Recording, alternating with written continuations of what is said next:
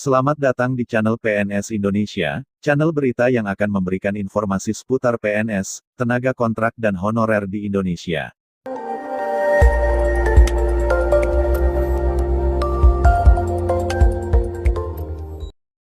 Selamat datang kembali sahabat PNS Indonesia, ada kabar baik menjelang Idul Fitri ini buat para PNS dan pensiunan di Indonesia.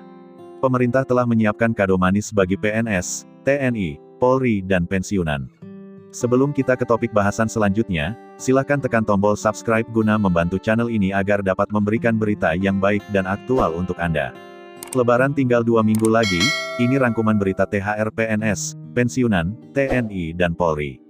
Simak baik-baik beritanya. Menteri Keuangan Sri Mulyani mengalokasikan dana sebesar 30,6 triliun untuk pembayaran tunjangan Hari Raya THR Pegawai Negeri Sipil PNS di APBN 2021. Dari total tersebut, dana sekitar 14,8 triliun akan digunakan untuk membayar THR PNS di daerah. THR akan dibayarkan pada H-10 nanti sampai H-5 karena biasanya bertahap, ungkap Sri Mulyani dalam konferensi pers, Kamis 22/4 lalu. Pemerintah saat ini sudah merampungkan pembahasan peraturan pemerintah PP, terlebih dahulu untuk menjadi aturan pencairan THR. Peraturan pemerintah ini akan diteken langsung oleh Presiden Joko Widodo, Jokowi. Setelah peraturan pemerintah, biasanya Sri Mulyani akan menerbitkan peraturan Menteri Keuangan PMK, sebagai petunjuk teknis pembayaran THR. Dalam PMK itu nantinya bakal dijelaskan bagaimana alur pencairan THR. Lantas, bagaimana alur pencairan THR pada 2020 lalu? Petunjuk teknis pencairan THR pada 2020, tertuang dalam PMK nomor 49 PMK, 05/2020 tentang petunjuk teknis pelaksanaan pemberian tunjangan Hari Raya tahun 2020 kepada PNS prajurit TNI, anggota Polri, pegawai non-PNS, dan penerima pensiun atau penerima tunjangan yang bersumber dari anggaran pendapatan dan belanja negara. Mengintip besaran THR PNS yang akan cair H-10 Lebaran. Dalam pasal 17 PMK nomor 49 tahun 2020, pembayaran THR dilaksanakan melalui surat penerbitan membayar SPM, langsung oleh pejabat yang menandatangani SPM ke rekening penerima. Pejabat tersebut mengajukan SPM THR ke Kantor Pelayanan Perbendaharaan Negara KPPN. Namun, untuk pembayaran kepada non-PNS di lembaga non-struktural LNS dan lembaga penyiaran publik LPP tidak dapat langsung dibayar ke rekening penerima. Untuk itu, pembayaran THR kepada non-PNS di LNS dan LPP dilakukan melalui SPM langsung ke rekening Bendahara Pengeluaran. Nantinya, Bendahara Pengeluaran melakukan pembayaran THR kepada penerima.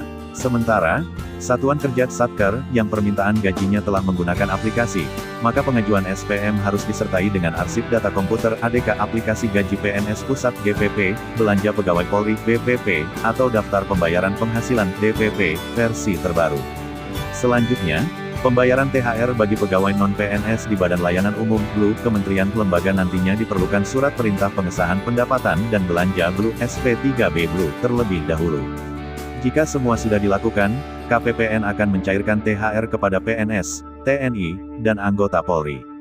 Pada 2020, THR yang dibayarkan hanya terdiri dari gaji pokok, tunjangan keluarga, dan tunjangan jabatan atau tunjangan umum, dan tanpa tunjangan kinerja. Untuk 2021, Direktur Jenderal Anggaran Kementerian Keuangan Issa Rahmatarwata mengatakan pemerintah akan mencairkan THR PNS secara penuh tanpa potongan.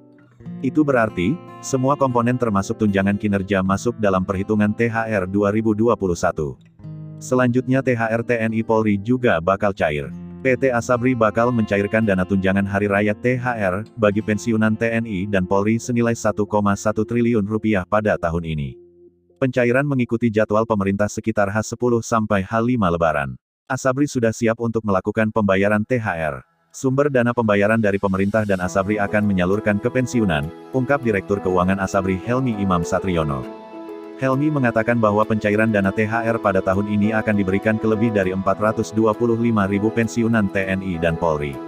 Pencairan akan dilakukan dengan mekanisme pembayaran dana pensiunan yang setiap bulanan diberikan ke rekening pensiunan.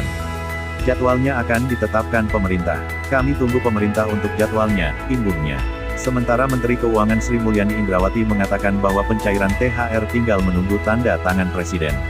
Saat ini peraturan pemerintah dalam tahap paraf bersama untuk kemudian ditandatangani Presiden, kata Ani. Menteri Keuangan Sri Mulyani Indrawati memastikan anggaran tunjangan Hari Raya THR untuk pegawai negeri sipil PNS di tahun ini akan diberikan secara utuh. Tapi, bagaimana nasib pencairan THR pensiunan PNS? Sri Mulyani dalam konferensi pers APBN kita pada Kamis tanggal 22 April tahun 2021, menjelaskan, pemerintah telah menyiapkan 30,6 triliun untuk THR para PNS. Angka tersebut termasuk untuk PNS pemerintah daerah Pemda, yang sebesar 14,8 triliun. Sri Mulyani menjelaskan, pencairan anggaran THR akan dilakukan 10 hari menjelang Hari Raya Idul Fitri. Pencairan THR ini dilaksanakan untuk PNS aktif maupun pensiunan. THR ini seperti yang biasa saya sampaikan akan dibayarkan pada H10 nanti sampai H5 karena ini biasanya bertahap kita akan sampaikan, ujarnya. Bahkan anggaran untuk THR PNS dan pensiunan ini sudah disiapkan oleh pemerintah. Saat ini hanya menunggu peraturan pemerintahnya ditandatangani oleh Presiden Joko Widodo, Jokowi. Adapun anggaran yang telah disiapkan Kementerian Keuangan sebesar 30,6 triliun. Ia merinci anggaran THR ini untuk PNS dan pensiunan di pemerintah pusat sebesar 15,8 triliun dan PNS dan pensiunan pemerintah daerah sebesar 14,8 triliun. Namun, ada yang membedakan penyaluran THR bagi PNS aktif dan pensiunan yakni komponen pembentuknya. Biasanya penyaluran THR PNS aktif tidak hanya memasukkan besaran gaji pokok, melainkan juga tunjangan keluarga, tunjangan jabatan atau tunjangan umum, hingga tunjangan kinerja. Sementara itu, THR yang akan diterima pensiunan PNS adalah sebesar 1 kali pensiun pokok yakni gaji pokok terakhir pensiunan PNS tersebut, berdasarkan peraturan gaji yang berlaku. Menyebutkan, gaji yang diterima PNS dikategorikan dengan beberapa golongan, yakni dari yang masa kerja terendah hingga masa kerja tertinggi. Untuk PNS golongan 1 masa kerja 0 tahun, menerima gaji 1,56 juta per bulan. Sementara PNS golongan 4 masa kerja 32 tahun, menerima gaji hingga 5,9 juta. Kami mencoba melakukan simulasi gaji THR yang diterima PNS, ditambah dengan komponen-komponen di dalamnya, seperti tunjangan keluarga dan tunjangan jabatan termasuk dengan tunjangan kinerja. Misalnya, dari PNS di lingkungan Direktorat Jenderal Pajak Kementerian Keuangan sesuai dengan Peraturan Presiden Perpres Nomor 37 Tahun 2015, tentang tunjangan kinerja di lingkungan Pegawai Direktorat Jenderal Pajak. Tunjangan kinerja yang diterima untuk jabatan terendah seperti pelaksana menerima 5,36 juta. Sementara itu, tunjangan kinerja tertinggi untuk jabatan tertinggi yakni Eselon 1 menerima 117,3 juta.